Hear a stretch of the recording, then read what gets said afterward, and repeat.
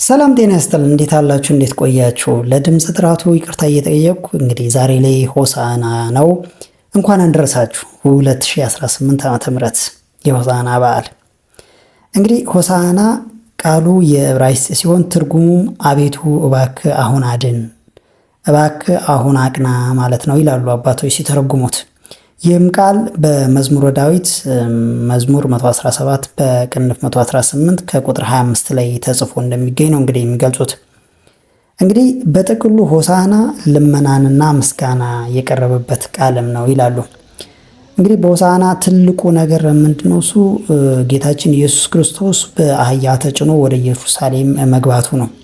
ለምን አህይቱን መረጠ የሚለው ደግሞ አንድ ጥያቄ ነው። እስቲ እንከታተለው። እንግዲህ ትልቁ ነጥብ ምንድነው? እሱ ዝጋ አህይቷ እንዴት ተመረጠች ነው። አባቶች ይህንን በብዙ መልኩ ይተረጉሙታል።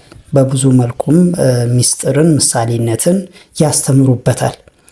እንግዲህ በቤተልሔም ተገኝታ በልደቱ ሰዓት እስትንፋሷን የገበረች፣ በስደቱ ሰዓት እናቱን ተሸክማ የሄደች፣ እንዲሁም ከፋጌ ደብረ ዘይት ኢየሩሳሌም ጌታችን ኢየሱስ ክርስቶስን ተሸክማ የሄደች አህይቱ እንዴት ተመረጠች ከነ ውርንጫዋ የሚለው ትልቅ ጥያቄ ይሆናል። እንደ ኦርቶዶክሳዊ እንግዲህ ኦርቶዶክሳውያን አባቶች፣ ልሂቃን፣ ጠቢባን በብዙ መልኩ ይህንን ያስተምራሉ እና ሚስጥሩንም ይናገራሉ።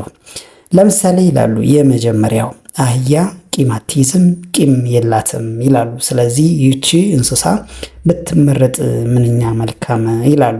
ይሄ ነው አንደኛ እንድትመረጥ ያደርጋት። ስለዚህ ክርስቲያኖች ቂም መያዝ እንደሌለብን ያው መጽሐፋችንም ስለሚል ማለት ነው።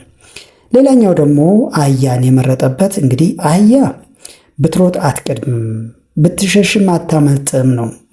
ሌላው ፈረስ ቢነሳ ለምሳሌ ፈረስን ለምን አልመረጥም ካልን ፈረስ ብዙ ጊዜ ከጦር ጋር የተያያዘ ነው እና ይሮጣል። ስለዚህ እችኛዋ ግን በማትሮጠዋ ብትሮጥም በማትቀድመዋ ብትሸሽም በማታመልጧ እኔ ወደ ኢየሩሳሌም መጣሁኝ ሲል ነው ይላሉ አባቶች እንግዲህ ሲያስተምሩ። ምን ለማለት ነው? ይሄ እንደሚሰቅሉት ያውቃል።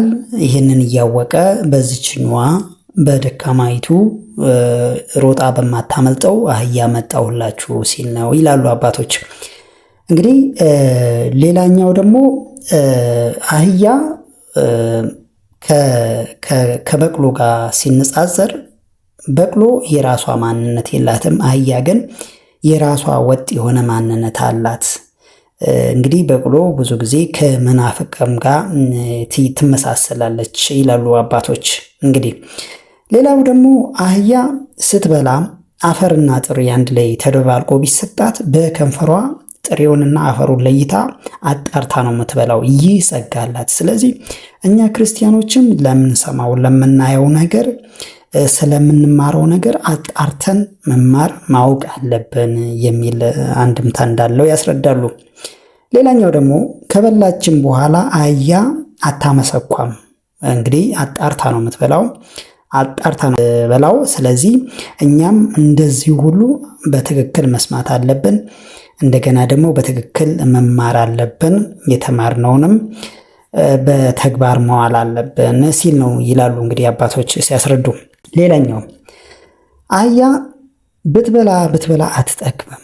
እንግዲህ ይህ ሌላኛው ትልቁ ምሳሌ ነው። ምንድነው እሱ? አሁን አህያ ብትበላ የማትጠግብበት ምሳሌው ምንድነው እሱ? እኛ ክርስቲያኖች መላእክት 24 ሰዓት እንደሚያመሰግኑት ሁሉ እኛም ለምስጋና ነውና የተፈጠርነው። ጌታን ልናመሰግን በክፉም በደጉም ልናመሰግነው ይገባል ሲል ነው ይላሉ። ሌላኛው ደግሞ እስከ መጨረሻው ሕይወታችን ድረስ ስጋና ደሙን እንበላ ዘንድ ሲያመላክትም ነው የሚሉ አሉ። እንግዲህ ብዙ ምሳሌዎች አሉት። ሌላኛው ደግሞ አህያ ትሁት ናት፣ የትሁት ምሳሌ ናት። ለምሳሌ አህያ አመድ ላይ ነው የምትንከባለለው። ስለዚህ ሳር ላይ አይደለም አመድ ላይ ነው። እንግዲህ ቅዱሳን ሲበቁ በቃን ሲሉ ማለት ሲሎ ሳይሆን ብቁ ቅዱስ ወደ ቅድስና ማዕረግ ሲደርሱ ሁል ጊዜም ትሁት ናቸው። ወደ እግዚአብሔር የሚቀርቡ አባቶች ቅዱሳን ትሁት ነው፣ ዝቅ ነው የሚሉት እና እኔ ቅዱስ ነቢየ እግዚአብሔር ዳዊት እንኳን እኔ ትል ነኝ ብሎ ያለ እኔ አመድ ነኝ ብሎ ያለ ነውና ስለዚህ እነዚህ ቅዱሳን ትሁት እንደሆኑ እቺ አህያም ራሷን ዝቅ አርጋ በአመድ ላይ ነው የምትንከባለለውና የትህትና ምሳሌ ናት ይላሉ። እንግዲህ ሌላኛው ደግሞ አህያ የተጫነችው ናት በላም አደራ ተቀባይ ናት። አደራን ትጠብቃለች። ስለዚህ እኛ ብዙ አደራ አለብን። የስቅለቱ አደራ፣ የግርፋቱ አደራ እና ይህንን ሁሉ መጠበቅ አለብን የሚል አንድምታ አለው። ስለዚህ ታማኝነትን የሚያመላክት ነውና በዚህ ውስጥ ማለፍ እንዳለብን ሲያስተምር ነው ይላሉ። እንደገና ደግሞ ሌላኛውና ትልቁ ነገር ለምሳሌ አህይቷን ከነውርንጫዋ ነው የጠራት። ታስራ ነበረ። እንግዲህ የታሰረችው ያው የሰው ልጅ የታሰረው ከግዞት እንደሚያስፈታው ነው እንግዲህ ሲያመላክት ነው። ከነውርንጫዋ ነበረ እንግዲህ አዳም ከነ ልጆቹ ነበረ። ይሄም ምሳሌ ያለው ይላሉ። እንደገና ደግሞ አህያ ውርንጫዋን ሁል ጊዜ ትጠብቃታለች እና ራሷን ሁሉ አሳልፋ እስከ መስጠት ይላሉ እና በጣም ትንከባከባታለች። ስትበላ እንኳን ፊቷን ወደ ውርንጫዋ ዙራ ነው ይላሉ። እና ይህ የሚያመላክተው ልባችሁን ብቻ ወደኔ ላኩ፣ ወደኔ አስገዙ፣ ከዛ ሌላው ነገር ይገዛል የሚል ትርጉም አለው ይላሉ።